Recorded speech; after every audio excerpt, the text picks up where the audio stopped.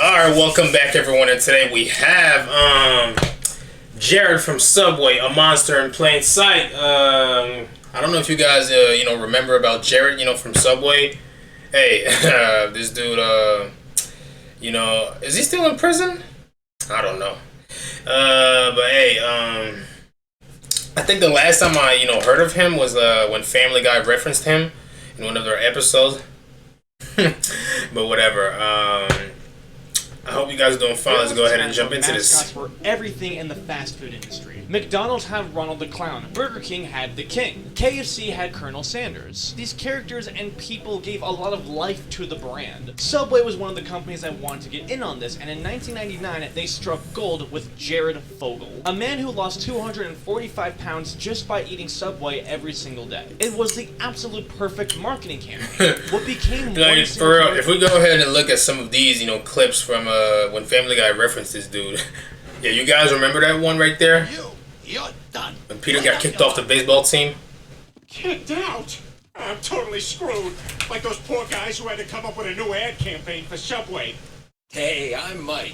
I like sandwiches and people my own age. Subway, please don't pedophilia.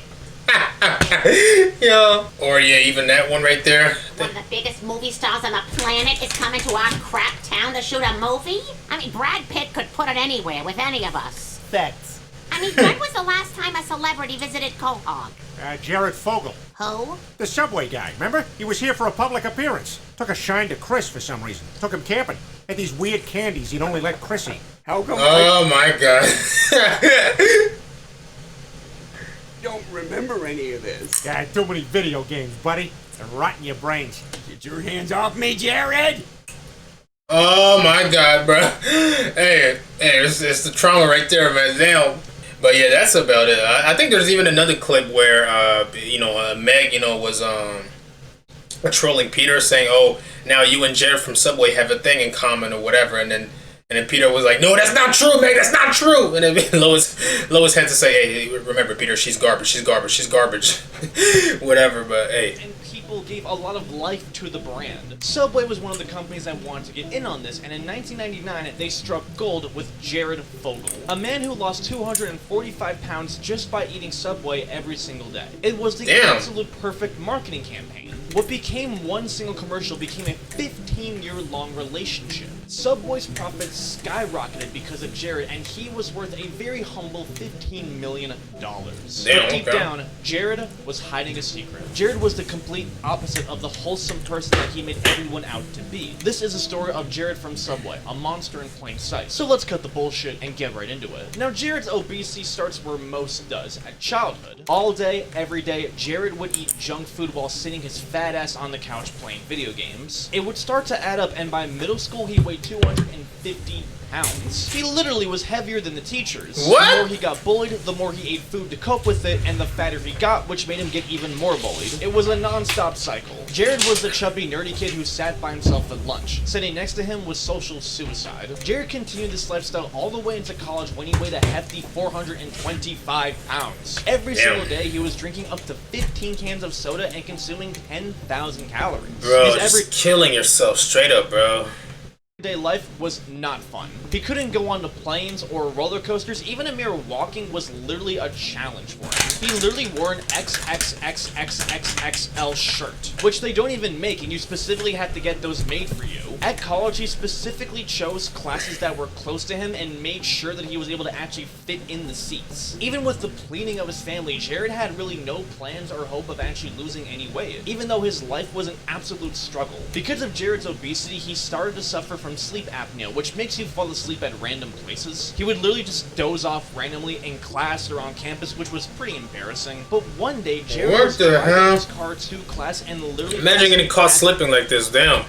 At random places. He would literally just doze off randomly in class or on campus, which was pretty embarrassing. But one day, Jared was driving his car to class and literally fell asleep at the wheel and got into a crash that almost cost him his life. And that's when Jared made the realization that he had to change. So in 1998, he made a vow that he would lose the weight no matter what. Jared would change his diet entirely and would only eat at Subway. His diet went as followed: 1 small turkey sub in the morning, 1 large veggie sub at night with some baked chips and a 100% diet soda. Now, why Subway? Well, to be honest, the reason was because it was actually 10 steps away from where he lived on campus. No joke. And again, since Jared wasn't very mobile, this was kind of really the smart decision. It was really more out of convenience rather than preference. But it was also because of the fact that Subway constantly advertised themselves as healthy. Lots of fast food places like McDonald's, Burger King, Taco Bell, Domino's, they don't really shy away from the fact that they are extremely terrible for you. They kind of just blind it with all these bright colors and fancy logos to distract you from it. But Subway didn't do that. Their whole marketing campaign was trying to convince customers that they were the healthier option. In 1999, their campaign was literally 7 sandwiches, 6 grams of fat. Jared would only eat these Subway sandwiches during the day and nothing else. He went from losing 1 pound to 10 pounds to over 100 pounds. Within a single year, Jared weighed 180 pounds, dropping 245 Hey, that's good, that's good.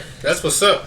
He literally now weighed less than half of what he used to be. It was such an extreme and quick change that he was literally unrecognizable to people on campus. When he walked by fellow students, they did not know that this slim guy was the same Jared Fogle that barely could fit in the fucking class seats. His own roommate that lived with him did not even recognize him at first. This actually inspired him to write a story about Jared for their college newspaper, the Indiana Student Daily. He wrote how Jared lost all this weight literally just by eating Subway. This was noticed by Men's Health, and they are literally one of the biggest magazines in the world. And they featured him in an article called Stupid Diets That Actually Work. Because essentially, it was a stupid diet. Subway is marketed as healthy, but that doesn't mean it's actually healthy. They've had a lot of weird health scandals, like how the tuna that they serve doesn't actually have any tuna in it. Their sandwiches are actually extremely fatty, got a lot of sodium, and very processed. It's not really stuff you should be putting in your body. And I do like Subway. To be honest, the main reason why Jared even lost the weight was because he was in such an extreme calorie deficit. But yeah, that's the thing. It's a calorie deficit for real that, you know, made him lose all that. Simple as that, but yeah.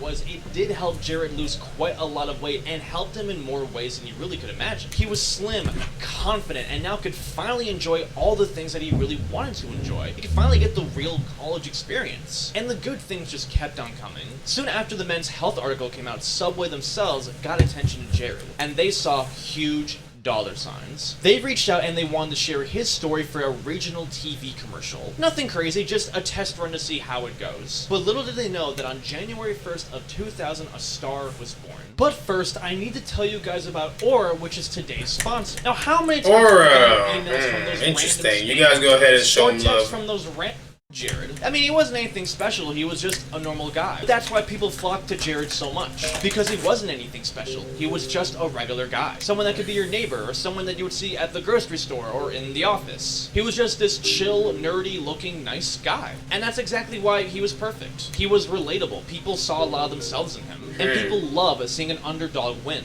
A person who was a total loser beats the odds and becomes a winner. That's who Jared was. He had this incredible weight loss journey, but also still seemed like this super humble, down-to-earth guy. But what really helped is that Subway's main audience doesn't really cater to children that a lot of other fast food places like McDonald's does. McDonald's really advertises to a lot of kids with toys, bright colors, and a lot of pop culture collabs. But Subway advertises to adults who are looking for something to get on their lunch break or for after work. And with the stigma of fast food being unhealthy combined with the correlation of rising obesity rates, Jared could not have come at a better time. Also, he looked way older than he actually seemed. Like, he looks 40, but in reality he's 22, which is a surprise to me. The same year that Jared started being in these commercials, their sales skyrocketed.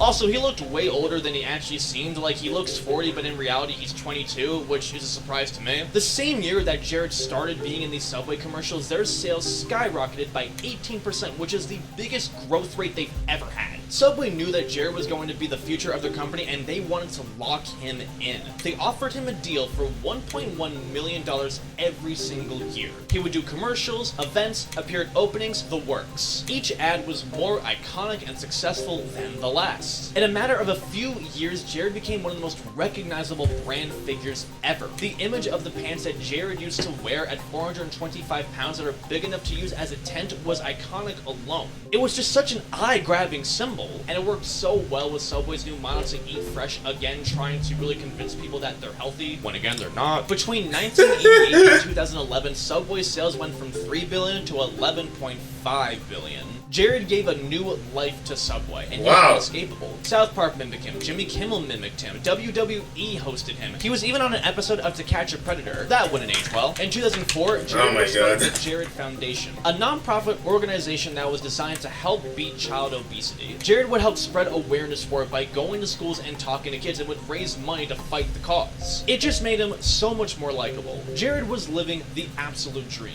He was famous. He was worth over $15 million fucking dollars. He had a hot wife, and he was traveling the world changing lives. What Hey, could that's a possibly W right there. Damn, hey.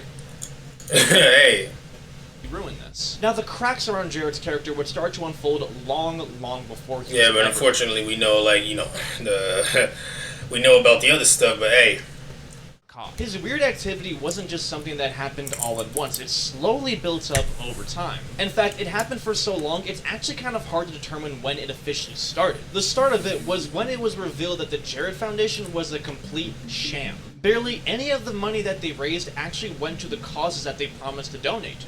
Now, between 2008 and 2013, they raised over $650,000, yet they only donated $146,000. So where did the rest of that money go? Well, much of it was spent on Jared's fun. He used the money for golf tournaments, meals, entertainment, and more. 26% of the money raised an entire quarter was literally not even accounted for. Where that money went, God knows where. The foundation didn't even spend His pockets. $5 for the registration fee. $5 for a registration fee, even though they were alerted about this many times. Indiana dissolved the organization, but the IRS still recognized it, which was really the important part. A lot of celebrities and rich people will create these non-profits to really donate all this money in front of the press and then slowly funnel it back into their own pockets. This is how they get a fat tax cut, because charities and non-profits don't get taxed. The CEO of GoPro did this, the Kardashians have done it. I mean, there's so many people that have done this. It's nothing new, and it's extremely common, unfortunately. But with Jared, it did not stop there, because he started to get very reckless with the money. He spent tens of thousands on strip clubs and prostitutes. And it's estimated that he spent at least $12,000 on escorts. So he started finessing and, you know, started getting greedy, whatever. All of this activity would eventually lead to him and his first wife getting a divorce. The actual speeches that Jared gave at school were strictly for publicity. It gave Jared that wholesome image of really being a good, down-to-earth guy who wanted to help change the world. This was good for his brand, and it would help Subway hire him for more commercials and make more money. Now, this charity fraud was discovered around 2012, but really nothing actually happened with it. It didn't make any headlines because Jared was just so loved. No one really would believe it. And his divorce was not really heavily publicized at all. The details were extremely hidden, even to this day. No one think that he would sham people like this or be unfaithful. And this simply just made things a lot worse. The money and fame was starting to really get to Jared's head, and being able to get away with stuff like this made him feel invincible. Because you see, not only was a lot of the money from the charity spent on fun, but 60% of it actually went to the executive director of the Jared Foundation, Russell Taylor, the man who would become Jared's partner in crime. Now, Jared met Russell while he was going around speaking at schools and needed someone to help him write a speech. And so Jared asked Russell to help him write it. Jared liked Russell and his work so much that he asked him to come along with him. And soon enough, they became best pals. Jared asked Russell to be the executive director of the Jared Foundation, and Russell happily said yes. Russell was a family man with a wife and a kid, and he had a lot of experience and nonprofits. And just like Jared, he also was into freaky shit. During the day, they would talk to kids at schools, and then during the night, they would go absolutely wild at strip clubs. They stayed at the fanciest hotels and made sure to always ball out in the private rooms. And together, this began their 12-year run. Russell was paid hundreds of thousands of dollars a year to keep up his lifestyle. He was getting paid so much money to simply just keep up Jared's facade while also fucking hookers and doing drugs with him. And for a lot of people, that's probably a dream job. But while Russell was paid like a partner, he was treated like a servant. Jared would ask him to do various things like get the nearby stripper that he was eyeing to go home with him. And Russell was a weird dude. I mean, like, he was into bestiality, which I'm gonna get into later. But he wouldn't know just how fucked up Jared actually was. Now, since Russell was away from the office so much while doing all this overseas traveling, he was worried that people were sneaking into his office and stealing from him. This paranoia also came from all the drugs he was doing. So he placed these motion sensor cameras that were disguised as radios and alarm clocks to really see if there was anything going on. And he's right, there were people sneaking into his office, but they weren't stealing from him. Russell's cameras actually captured a young intern going into his office and doing it with her boyfriend, right in the room. And they were both teenagers, so obviously they were underage. Russell told Jared about, expecting him to get disgusted and be so flabbergasted that people would do such a thing in a professional room. But Jared didn't react like that. Instead, he told Russell that he wants to see the full footage, and Russell gave it to him. Oh my god, this is where it all starts. Okay. Russell to put more cameras around the office to capture more moments like this. At first, Russell didn't do it because he thought he has to be joking. Like, they're into weird stuff, but like this is pretty crazy. But right after this, Jared then starts to buy him quite a lot of things. He gets him a brand new house, Mercedes, and pays off all of his family's expenses. And then once again, he asked Russell to put more of these cameras in his house. And this was Jared's way of getting Russell to follow his beck and call. Because after all, if Russell says no, well then, no more nice things, no more job, no more money. And so, Russell would oblige putting more of these cameras into his house. He would get more kids to stay at his home, specifically the ones that Jared really liked. He would get footage of money. And so, Russell would oblige putting more of these cameras into his house. He would get more kids to stay at his home, specifically the ones that Jared really liked. He would get footage of them changing and bathing. He would even give them alcohol to make them more loose, the way that Jared liked it. He also got a really weird, sick thrill from being able to control Russell, because essentially he controlled his salary. Jared would often refer to himself as Daddy. Whenever he wanted something from Russell, he would literally say, "Remember, Daddy's paying for your things." Like, I can't make this shit up. Like, he literally straight up, controlling all of them, like puppets. Damn. Okay. He enjoyed this genuine control that he had over him. Even for the fun of it, he would make him just do really weird shit, like eating food that messed up his gluten intolerance. Like, what? Like, why? Jared would even have Russell directly acquire CP from the internet to send to him. In these videos, Jared found victims that were as young as 6 years old. If that wasn't enough, Russell would even send pictures of his stepdaughters to Jared. There was just no limit. But the photos and the videos weren't enough for Jared. He wanted the real thing. He would go on specific types of websites that were designed to get specific types of escorts, if you know what I mean. It was basically a sex trafficking website. And in 2017, Jared paid a 17-year-old for her services, if you know what I mean. He would even do it again with her at the Ritz-Carlton, which is like one of the bougiest hotels ever. And Jared was fully aware that she was underage. This is confirmed. But at the same time that Jared even tried to acquire another escort that was 16 years old. As he states, the younger the better. Jared would do this pretty often. He would offer fellow escorts a finder's fee if they were able to find him underage workers. This would be right after doing it with them so that he knew that they were not undercover cops. Now, this specific story is the only confirmed one that happened. How many times he actually did it is quite literally uncountable. He did this all over the world, traveling to other countries like Thailand, where a lot of that shit goes down,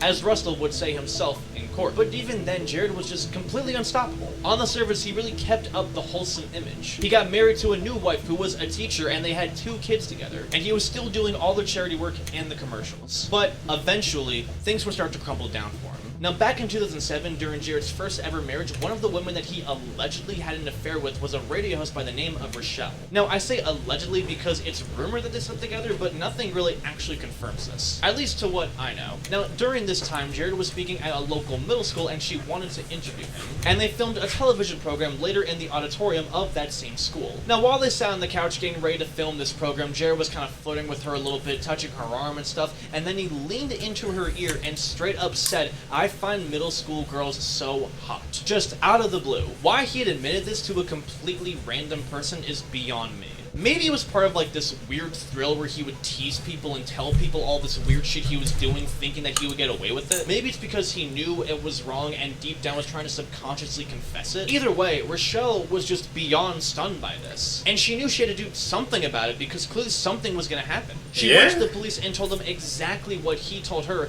but they couldn't really do anything. Yeah, it's fucked up to be attracted to kids, but technically he didn't actually do anything to any kids, or at least as far as they know, so there really was nothing to arrest him for. So over time, she would start to record their conversations on the phone. Slowly over time, she tried to ease him into confessing to some of the shit that he's done. This took 4 years of hours and hours of extremely long, uncomfortable conversations, but eventually she was able to get something out of it. Jared would eventually admit to her for his weird desire for wanting to sleep with minors and the strategies that he did did for making it happen. Now, the tapes are literally copyrighted, so I can't actually play them for you, but just know it's very fucked up. But not only did Jared admit to that, but he also did confess to a lot of the minors that he did sleep with, including some of his friends' daughters. After 4 years of enduring the weirdest late-night talks followed by hours of crying after every single one, she finally had something to turn into the FBI. She had hours and hours of all this evidence. Now, what did they do with all of it? Oh, well, nothing. Jack shit. Now, again, admitting to wanting to sleep with minors is not really proof of anything directly. That's fucked up, but it still doesn't mean he actually did anything.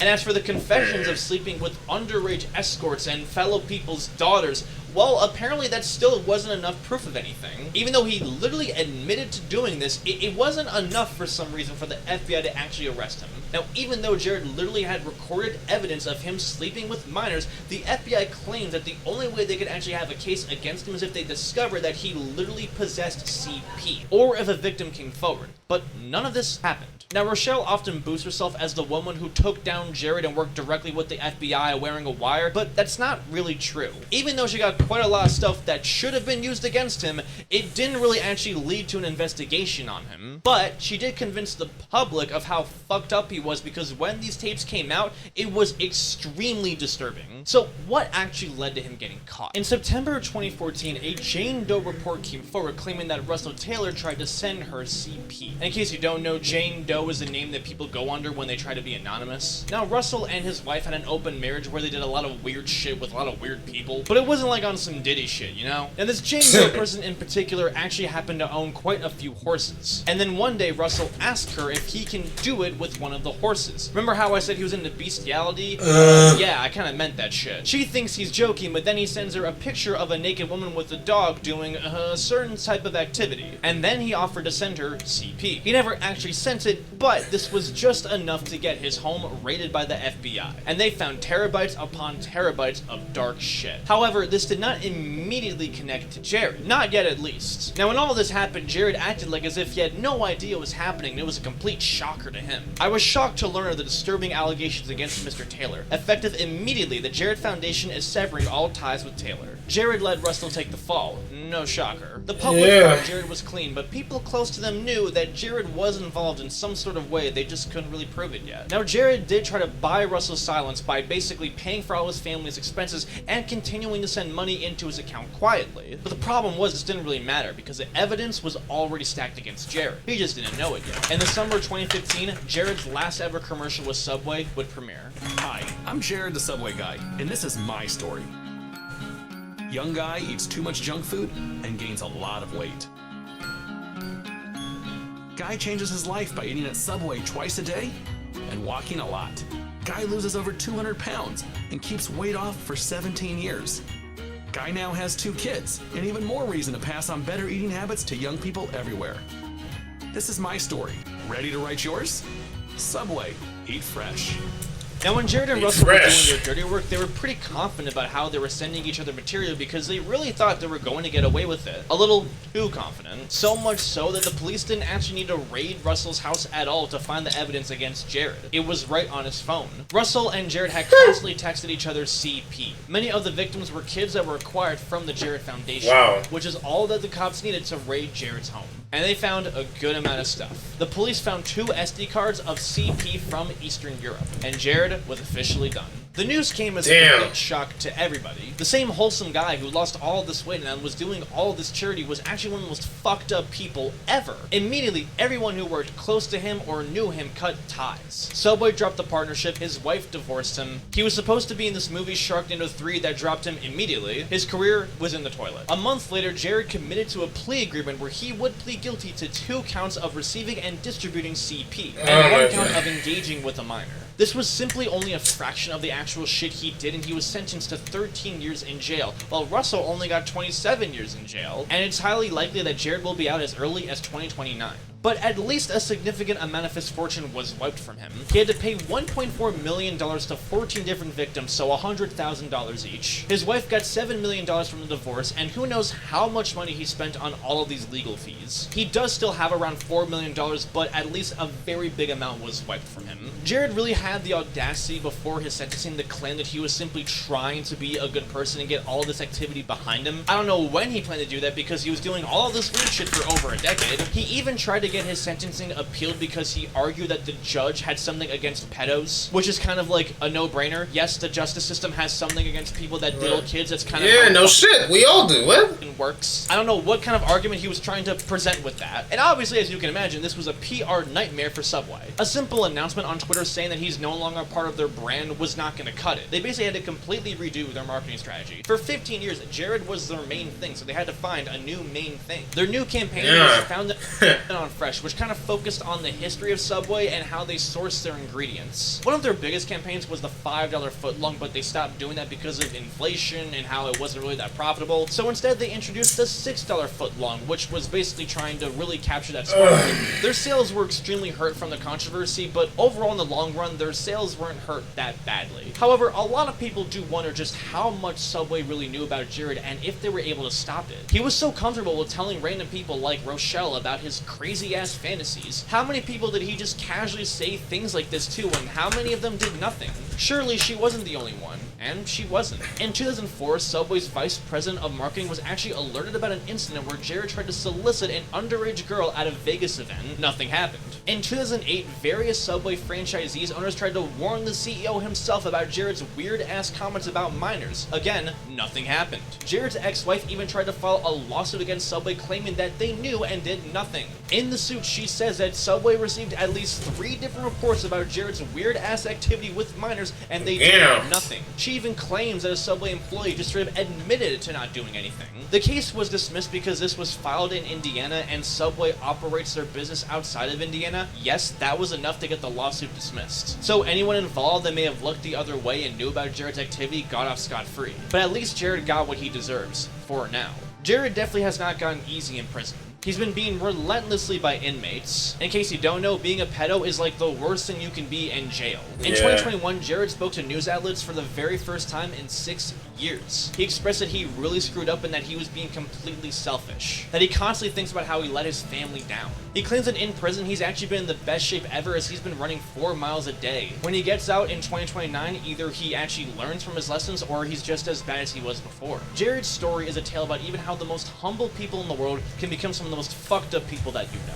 Jared was given the golden ticket of a lifetime. He literally made generational wealth by going around the world and showing people his pants. Being famous while getting to change lives is a dream come true. And it was literally given to Jared on a golden platter. But he still used it for evil. At the end of the day, you can give almost anybody on the planet the tools for full fulfillment. But if deep down there's a monster in there, it will come out in some sort of way. Facts. But hey, this is a crazy story, man. Anyways, what do you guys think of that? I'll see you guys in the next one. Peace out. Eesh.